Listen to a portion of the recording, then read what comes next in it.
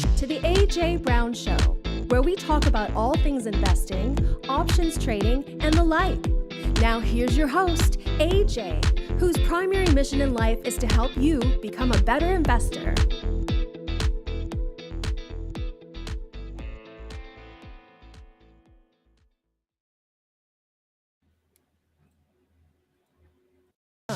To the AJ Brown Show, where we talk about all things investing. Well, that was on me there, AJ. We went ahead and hit the intro twice. I mean, that's the first time that's happened. That's okay. I gotta say, I like the backbeat on that, so I groove out every time I hear it. Yeah, welcome back everyone to another episode of the AJ Brown Show. My name is Cyprian Francis, and with me as always, Mr. AJ Brown. Today is May 27th. I believe summer started. Is that correct? The summer start. I think summer starts in June, though. In June. Okay, so the summer parties have started. That's where it's going. I think Yeah. this weekend's a big weekend for parties, right? Holidays on Monday for traders. Yeah, Memorial Day coming up. It's Friday. We had options expiration last week. Things are starting to cool down, it seems, Yeah. right? We went with the red background because it was very red last week, a lot of panic, but it seems like things are starting to slow down. And so what are you seeing? What do we got in the news? What's moving the market? Well, okay, so Wednesday we had our Federal Reserve meeting minutes. So, it's always delayed couple weeks after the Fed policy changes or whatever. They'll release the meeting minutes. And so the meeting minutes, I actually combed through them quite thoroughly. And so the main thing is they said at least a couple more 50% or 50-point basis hike rate hikes. So at least a couple more. So that was the first thing that stood out to me.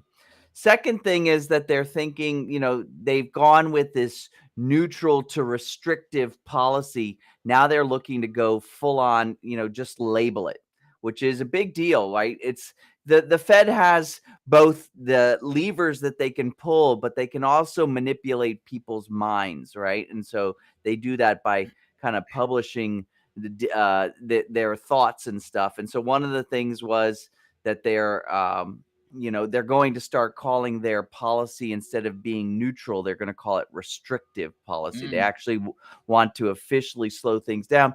And then the last thing, and of course, I always pay attention to this because they try to slide it through under the radar.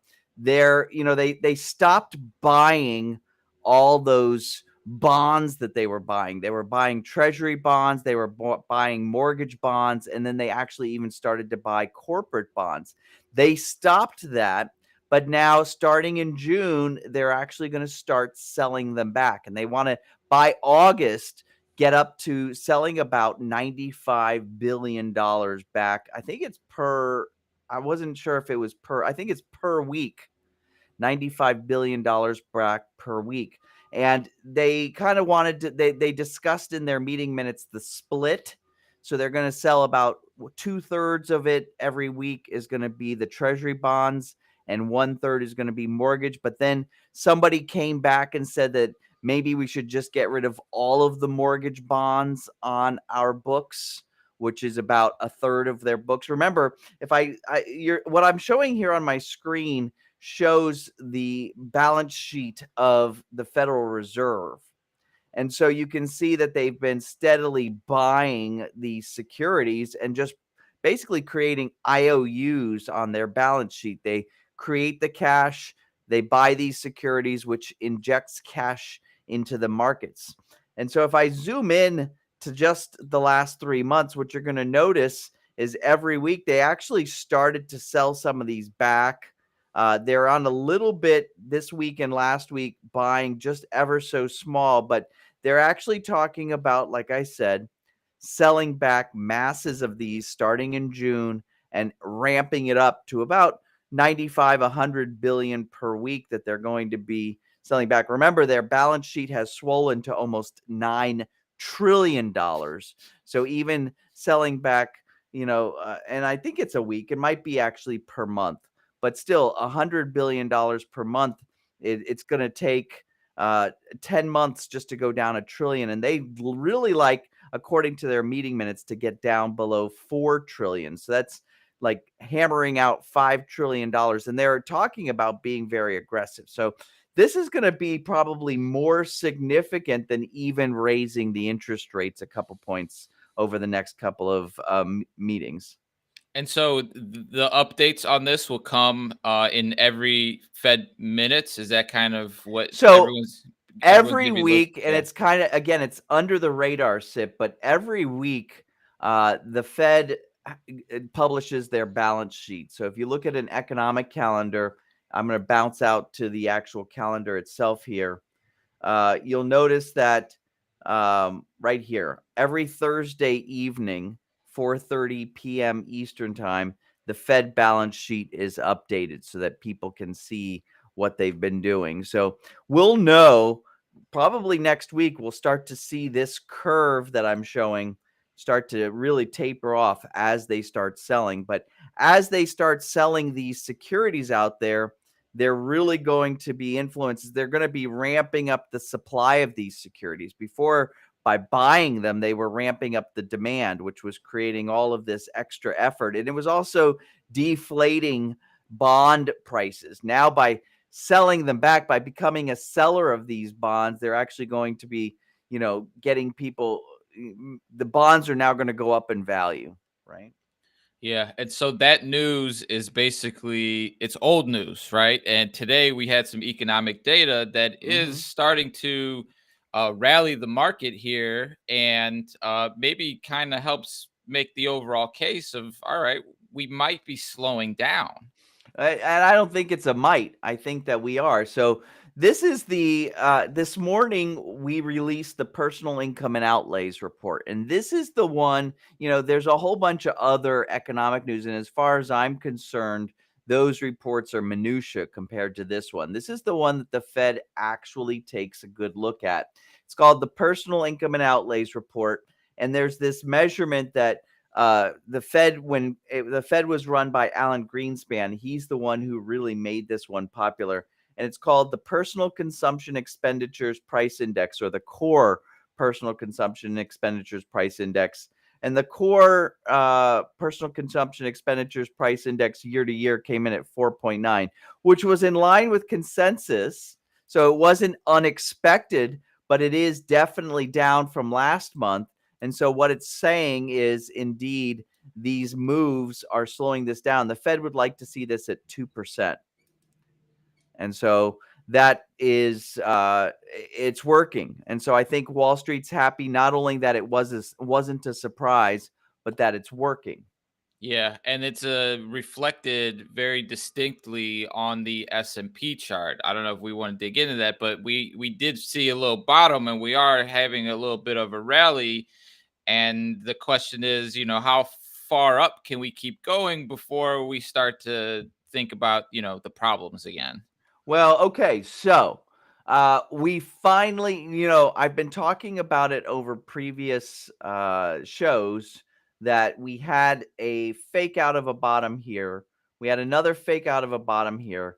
We had another fake out of a bottom here. We finally got a strong confirmation. And so our bottom was actually found finally, and not only found, but confirmed right here on May 19th, right? We had a close at 3,979. That is our bottom right now. And so we're retracing back up. And if this is still a downtrend, which I believe it is, and it seems like the Fed thinks it is, this is called a contraction phase. So it's going to move up, and we're expecting it to reverse again somewhere between this 4,178.85. We could round that to 4,180, up to about 4,350. So I'm going to say, and I'm going to put some, if I was a betting man, I'd put some effort on it.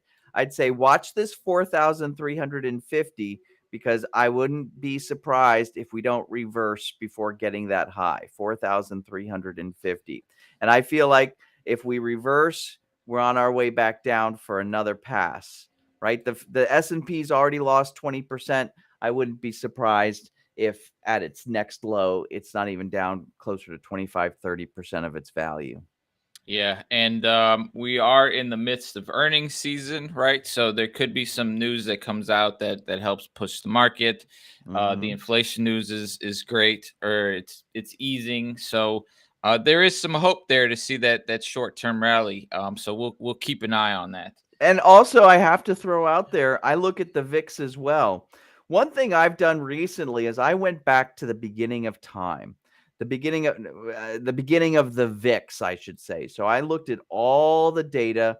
Let me go ahead and just change this time frame. So now what we're looking at here is each one of these bars, SIPs, represents a month of time. And so I've gone all the way back to when the S&P came around. I mean, the VIX came around, which is January 1st, 1986 was the first time it was calculated. And I put all this data in, and I put myself a best fit trend line. And you'll notice volatility opposite of the S&P 500. If we pull up the S&P 500, you'll see what happens. The S&P 500, when you look at it from the beginning of the time, it moves up and to the right. That's how the stock market goes. As people are born and they start becoming investors, the stocks should go up and to the right. But when you take a look at the VIX, volatility should be standard. It should go horizontal. There shouldn't be any sort of like movement up. The world doesn't become more volatile. Volatility is just kind of a standard thing. So from the beginning of time, I put this line that is like a trend line. It's called a linear regression line, a best fit trend line. And now when I zoom into like the last 6 months, you'll notice we're above that overall line, which means we're more volatile than usual. However, if I zoom into just the last like 3 weeks, it's starting to moderate. So in other words, volatility is very much the mean of volatility is around $19.50. And so we're up here at $26 and a quarter, $26.25. So we've got a little bit to drop, but it even looks like the volatility, which is a measurement of fear versus confidence, we're getting more confident and less fearful in the market compared to where we were just 3 weeks ago. So yes, I think that what's happening, the restrictive policy that the Fed wants to take on, it's having an effect. Awesome. And that's what we want, because we advocate for a stable economy. All right. Keeping the show going on, we're going to dive into some specific names here in a moment. But before we do, we want to invite everybody that might be watching for the first time to join AJ inside of his daily workshop. I'm going to go ahead and add the link to the chat. We're going to play the little promo video, and then we're going to go into some specific names where AJ is going to dig down into the way that he approaches trading and some stocks that he's looking at and some opportunities that he sees. And we invite everybody to jump in the chat, ask any questions, throw some tickers in there, and we'll see if we can get through them. I get it. You're afraid of trading in the markets. Guess what? I've got your answer. I've got 4 strategies I'm going to give you along with the tools to make it super easy. I'm going right home, giving you the webinar. I need you to sign up below and meet me in a few minutes.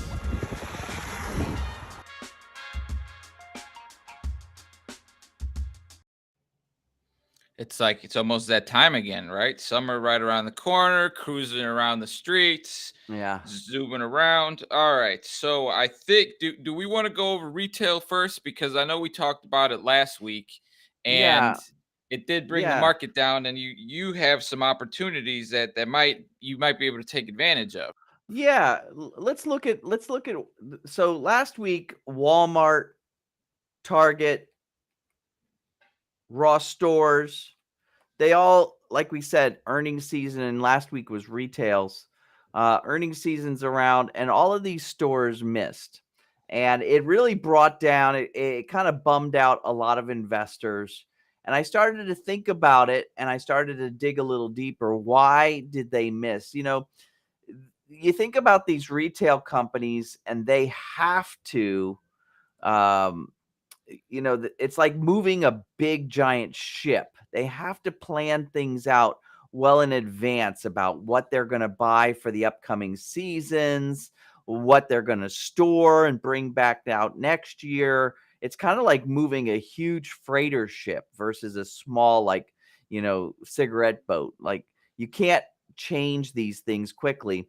And with the restrictive monetary policy, with folks, starting to be a little stingy with what they're spending on, a lot of the retail companies, as investors kind of dug down deep into the way that they were running their ship, they were like, you missed the you're not you missed the target, And so I continued to watch the retail space, and I was looking at some of the other companies that tend to actually be a little bit more nimble, like TJX. This is like the TJ Maxx's out there. This is a real well-run company, right? These guys buy a lot of overstock and then sell it at Marshalls and TJ Maxx, and I think it's Home Goods is another brand under their umbrella. And you'll see that TJ Maxx, when they had their earnings, actually it surprised investors and it shot their stock up. I also took a look at Costco. So Costco surprised people at earnings. And so even though Costco was getting pulled down just because it was related through correlation to stores like Walmart and Target, it actually really surprised people and wound up bouncing up, gapping up. Same with BJ's, which is another wholesale company. BJ's surprised. So these more tighter run, Walmart tends to try to be everything to everybody. And same with a Target. Target's a little bit more targeted, but Walmart tends to be that store for everybody. Whereas like a Costco, TJX, they've got a very strict mission and they keep their SKUs down. And then the other one is one that we've actually featured. Macys surprised the heck out of people. And so it was getting pulled down just because it was part of that retail sector. And then they had their earnings and it was so well, Macys has, because of their situation, because, brick and mortar is out of vogue, they've had to become like lean and mean. And so Macys reported, surprised everybody, gapped up big time. And it's actually created for us a opportunity to get into the Macys symbol so that we could sell premium against it. It popped it right back into its channel. We got our follow through yesterday. So a lot of folks piled on some of their Macys stock yesterday. Looks like today's another follow through, days. So people are either buying some Macys stock or buying some Macys back month call options. And I think that that's a great idea, only to wait to see how much it appreciates. And if it doesn't appreciate any more than about $27.50, even $28.50, when it starts to pull back, that's our opportunity to start selling premium and making money on rolling out the protection. So that's kind of right out of my playbook. I think people should be looking at Macys. And if you're not comfortable with the strategy we've been talking about, gosh, sim trade it, paper trade it, prove it to yourself, Yeah, we're going to go ahead and I'm going to throw Macys on my watch list. It is a fabulous price point, and I'm assuming that the volume or the liquidity in the option market is very deep. I'm just guessing, otherwise you wouldn't bring it up. But Absolutely. Oh yeah, we're in the thousands there for sure. Yeah, and if we look at, what we like to do when we buy a substitute option is we like to go far enough out in time. Right now, we're right on the verge where the January leap is not far enough, but it's still far enough for like the next week or two. And so I would say there's enough liquidity here to, float yourself for the next 8 months. Awesome. Definitely like the play in the retail sector. Yep. We did have a question come in from one of the audience members. It might be worth looking at. I'm going to go ahead and bring it up onto the screen. Okay. Ray wants to know your thoughts for going long on AFRM and LSPD. I don't know what these tickers are, and I'm curious whether they even have some options activity in them.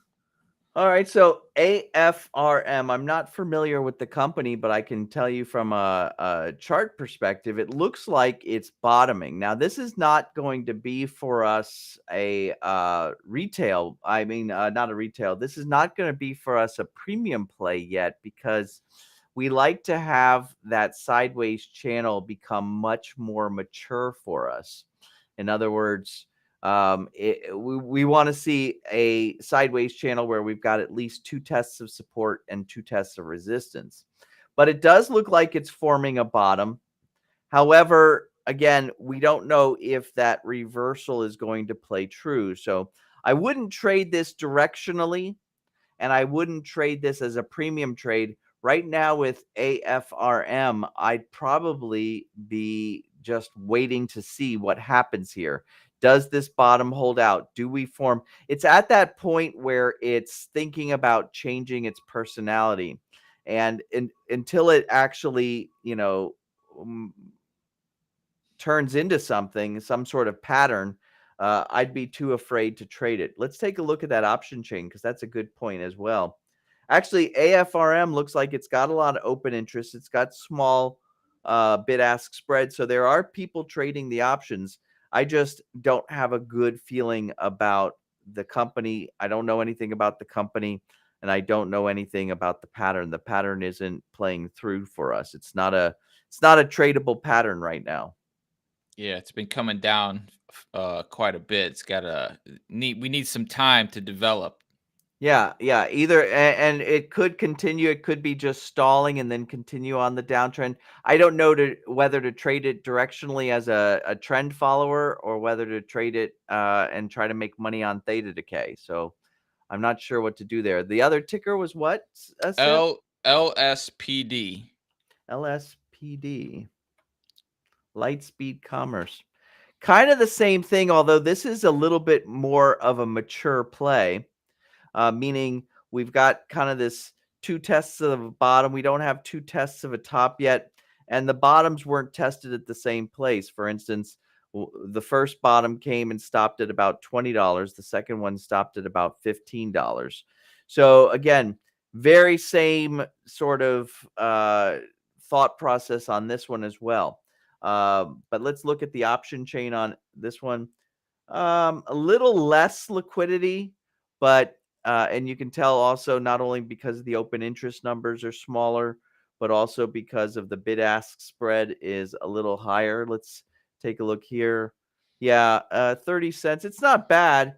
There's just a little bit less traders trading this on the options market.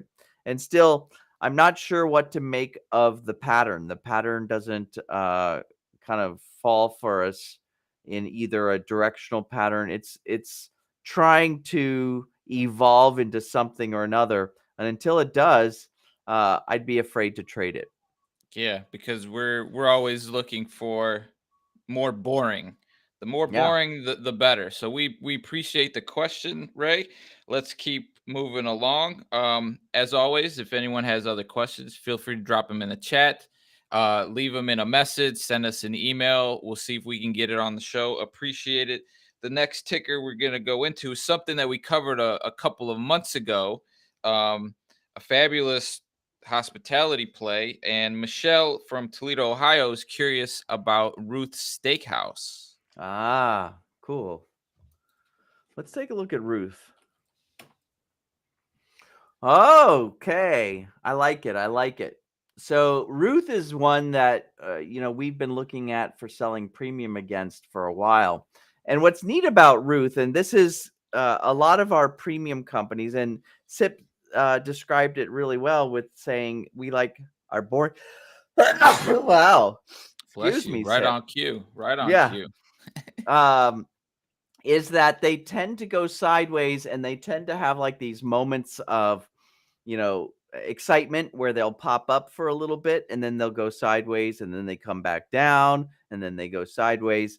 And so you wind up trading these things for a long time and you just kind of weather the step function increases and downcreases. With that said, this is Michelle from Toledo. Michelle, I see that we had a signal at the end of trading on May 25th. That was only 2 days ago, and that we had a follow through day yesterday. So I don't know if you had bought some of this stock, or do we have some back month options? Let's take a look. Yeah, there's back month options to be had. So whether you bought the stock, it's cheap enough as well that you could have just bought shares of the stock. But being invested in Ruth, especially now, buying it at its low right off of its bottom, I don't think that that's a bad idea. And we'll see what happens as far as this rally that it's on. Wherever it peters out, that would be the perfect opportunity for us to sell premium and buy some protective options that we can make money. Remember, our whole program is all about making money on selling premium, but also making money when we roll out our protection. So we pick these protective options, not only so that they protect us while we're in the premium trade, but also so that when we roll them out, we make extra profit. So that's kind of the difference between our program, SIP, and most premium selling programs. Is with most premium selling programs, people talk about hedging the investment or collaring the investment, and that costs people money. We like to turn that equation upside down.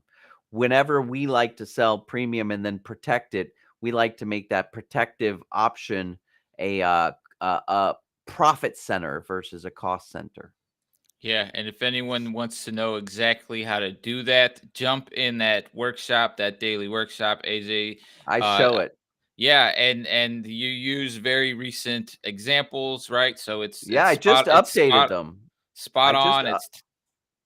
Yeah. Yeah, timely. So we'll keep an eye on Ruth. Appreciate the question, Michael. We got another audience question. I feel like we need to bring it up. We're buzzing on that front today. But That's good.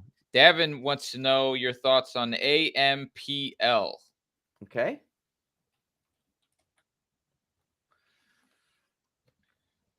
Okay.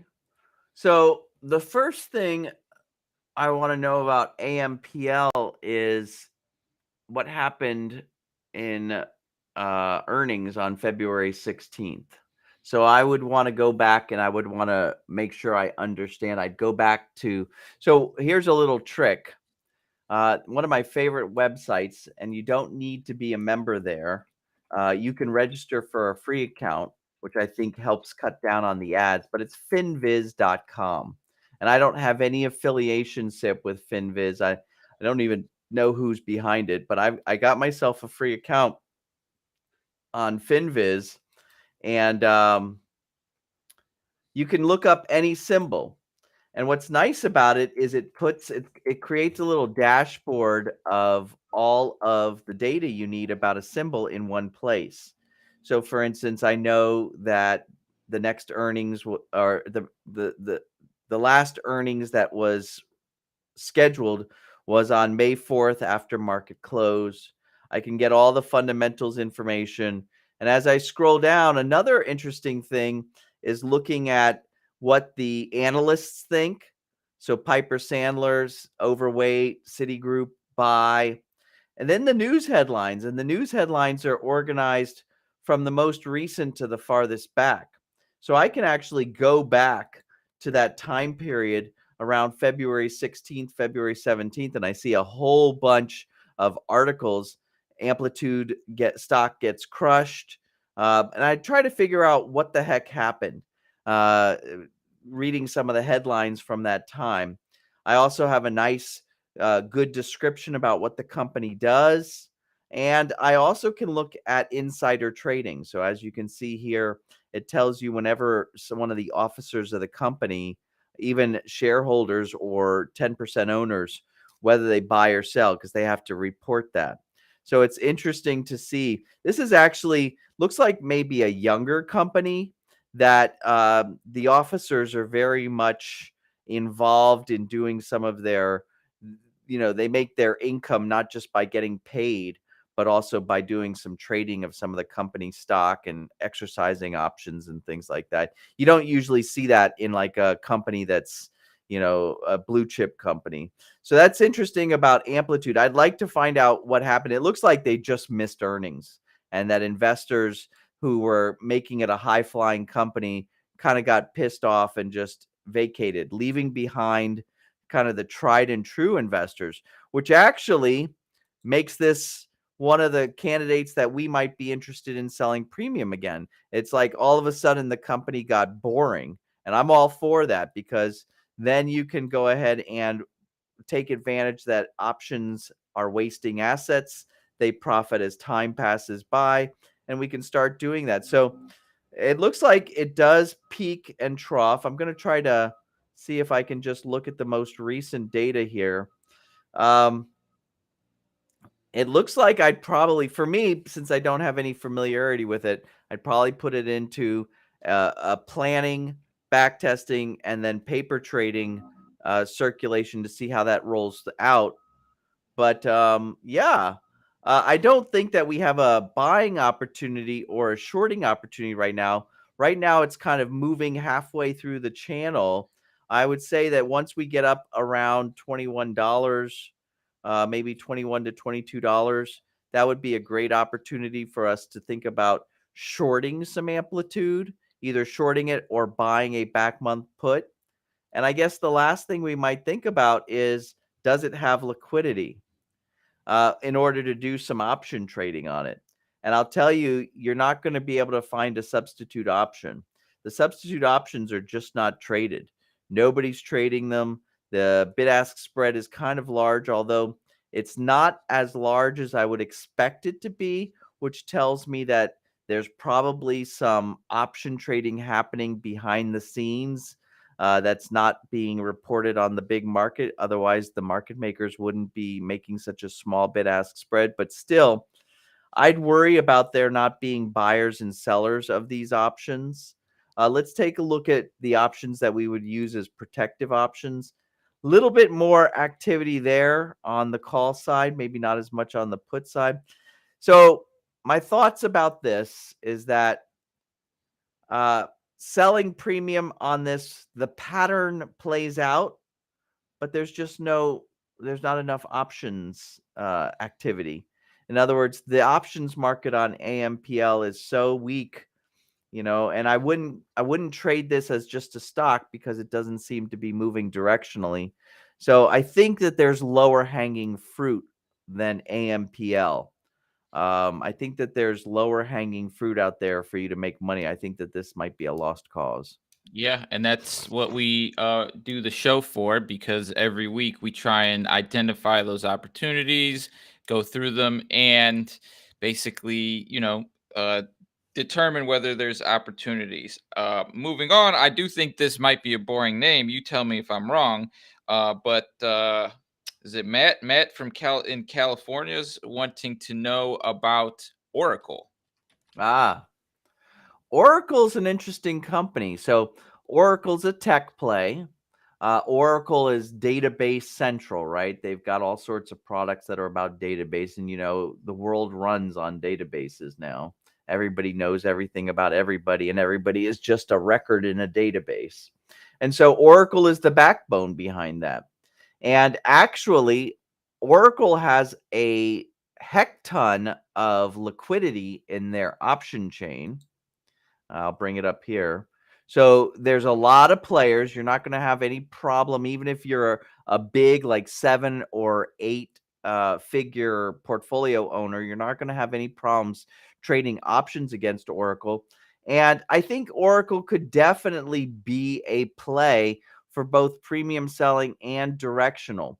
So, it looks like it's forming a bottom. It's confirmed a bottom. I almost feel like we try to trade this directionally. So we see if we can, and I almost, let me look back a little bit. This is an interesting, I'm going to go back even further. I feel like the broad market, Oracle is trading down. And I think Oracle is going to follow very closely with the broad market, meaning that we're going to have a contraction phase, but really Oracle maybe has, just like the broad market, some more to bleed off. So I'm not thinking about going long on Oracle. I'm thinking about waiting for it to almost do a swing trade, to pull up here, to contract a little bit, and then on its way back down after the next reversal, I'll probably look to either short it, or I think that there's enough liquidity that we can find some inexpensive put options, probably go far out in time, deep in the money, some put options that we can set up a trade on, let those put options appreciate. And if they don't appreciate as much as we want them to before having the next contraction phase, we'll turn it into a hybrid premium trade. So I think Oracle is a great symbol. It's one of those boring symbols, but it looks like it's got a little bit of a trending down. It's such a big company. It's going to go along with the broad market, it looks like.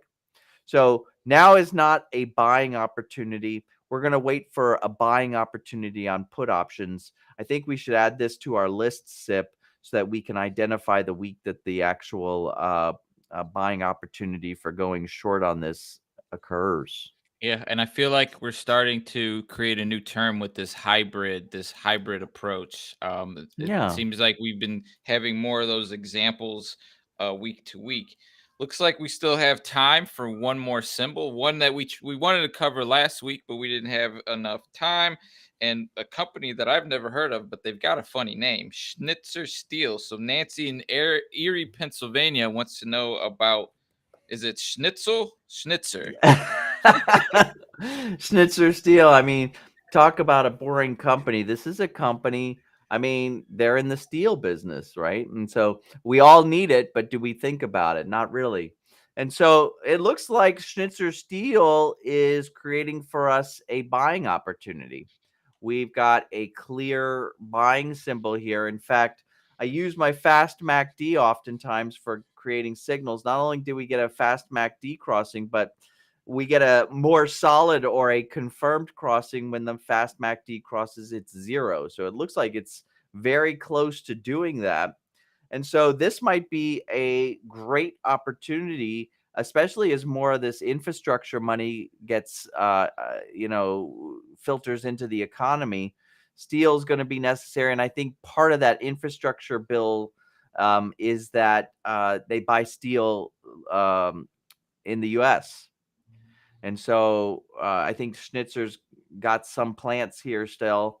So I think that, owning some of this is not a bad idea. I think if you're going to buy it, this is a great opportunity to think about it. If you're going to paper trade it, this is also a good time to be buying some Schnitzer steel. And then we're going to, again, if it goes up and goes up to a certain target, you can start putting a trailing stop on there and take advantage of that. And if it doesn't make that target, we'll turn it into a premium trade. We'll sell some call options, buy some protective puts, and just start that whole process that I talk about in the workshops that I do every day of selling premium and turning this into one of those symbols where we make a monthly income on it. Yeah, and if anybody wants to learn exactly how to do that step by step, check that link out in the chat. Appreciate the question, Nancy. Hopefully, we were able to give you a decent enough answer. But it looks like things are looking good. We got this rally heading into Memorial Day weekend. AJ, any thoughts, any ideas? How should we be setting ourselves up for the weekend? Well, I want to talk about energy stocks just for a second. And because we all are feeling it, right? Even though Memorial Day is supposed to be one of the most traveled days, I think that the price of gas is going to be like a tax on all of us. And I've been, the price of oil per barrel, the raw commodity, has been coming down slowly, but it has been coming down off of its tops. But yet the price of gas at the pump is at its highest ever. And so I kind of have been thinking about this a lot. And I've been thinking about the companies. So, of course, the companies that are involved in energy, those companies, they make a margin, right? A percentage on every gallon of gas. And so they're making a lot of money. And I started to think about, what do companies do when they make a lot of money? So what do you expect a company to do when they make a lot of money? You would expect a company to hire more people, pay the existing people more money, and buy whatever machines they need to make the company work either better or expand. In other words, expand, right? But if you're coming from a business perspective or even an investor perspective, like when a company becomes public, all of a sudden, all of us investors now have some skin in the game for this company. And depending on how much we own of that company, that stock, we can actually vote and influence what that company does. I mean, look at what the whole rumor mill around Elon Musk buying all the Twitter stock in order to become the main owner of Twitter. All you have to do is buy all the stock, and you own the company.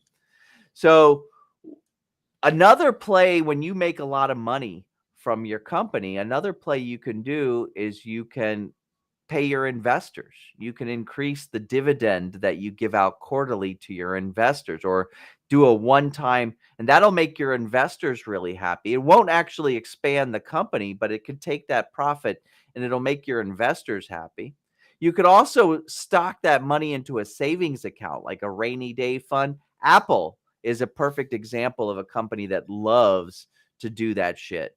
They like to go ahead and take all that profit that they make and put it into like a rainy day fund. They're very cash rich. And another thing you could do, which has been very popular over the last 5-10 years, is called stock buybacks. You can take your profits and you can buy back your stock, which reduces the dilution and therefore makes the stock price go up. Again, making your investors happy. And so a lot of investors are proposed that, the company will say, hey, we made this windfall of profit when the price of oil was high. What should we do? Should we do stock buybacks? And of course, they take the investors' opinions, they take the board of directors' opinions, and the executive officers make calls too. The writing is on the wall for energy stocks, right? The writing is on the wall, meaning that people don't want to buy like oil rigs. Investors don't want energy companies buying oil rigs, which take like 30 years to pay off. Investors don't want them buying new pipelines, right? All these pipelines that have been built over the last 20 years, they either are being abandoned or decommissioned or just not going into effect, and no new pipelines are in the works, right? Because these things are super expensive and it takes like 50 years to pay them off. And investors are like, no, don't do that, because as much as there's all these arguments in the news and there's arguments at the dinner tables and there's definitely arguments on the different sides of the government, right? Investors know that the writing on the wall is on the wall for fossil fuels. And so they're saying, listen, we want you to make us money, but don't be expanding your business. So, I've been looking at how like many of the refineries down in Texas are offline. They went offline when COVID hit and they haven't come back online. And there's no investment dollars to even put them back online. Schlumberger is one of the companies I like to trade premium on. Schlumberger makes this heavy equipment that oil companies buy. And Schlumberger has been going sideways. Why? Because they're just doing maintenance contracts on their existing equipment out in the field. They're not really selling more equipment. Investors don't want energy companies investing more into oil wells and into refineries. This is why, for instance, the price of oil is going down, but the gas pump's not. It's backed up in the refineries because the refineries are all but shut down. And so it's very interesting to think about, because on a broader scale, you can look at some of these sectors and you can see how the decisions are already made about coal. I don't care what your politician is telling you. I don't care what these, you hear about on the news. Your vote, yes, it's important as being part of a democracy. Your vote matters, but it doesn't matter whether the investment, when we're in a capitalist society, the investors decide what's going to be happening. And the investors are saying that fossil fuels have an end date. They already know it. The money is flowing into EV cars. The manufacturers, I just was listening to CNBC about how many different car companies are setting battery plants up here in the United States. Billions of dollars are being invested there. And investors are like, hey, buy back the stock, give us dividends, put the money in a savings account, but don't buy any more equipment for fossil fuels. So we're going to have to go through this pinch, and I don't care who you vote for come November. It's not going to make a difference. Yeah, well, hopefully this potentially puts some people at ease heading into the holiday weekend. Wishing everyone, good luck at the pump. I know here in California, it's not looking What good. is it, like $6 a gallon? Oh yeah, everywhere. Like if you get 550, you're like, or 530, 525, you're like, oh man, we got a deal. Yeah.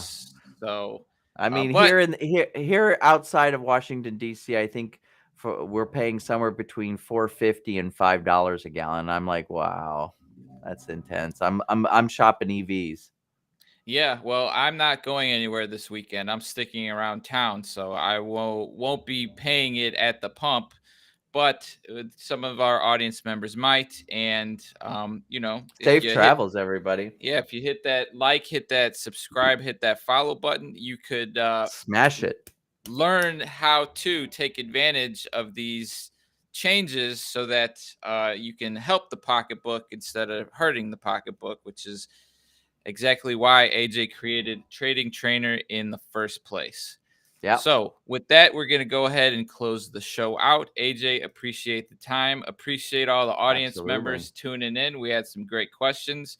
If you have some follow-up questions, go ahead and leave them in the chat. Send us an email. Send us a DM. We'll try and get to it as best as we can. Other than that, AJ, you sticking around town this weekend? You heading out somewhere? No, they're opening up our neighborhood pool, so we're going to bring the little one in and see if we can drown her. Well, you said she's been taking some swim lessons, right? Yeah. So she's going to be just fine. All right. Well, that should be a fun weekend. I might hit up the Dodgers game this weekend. Never been. There you go. So that might be an exciting little adventure. Yeah, do it. All right, everyone. Appreciate the time. Hope everyone has a good weekend. We'll catch you next week.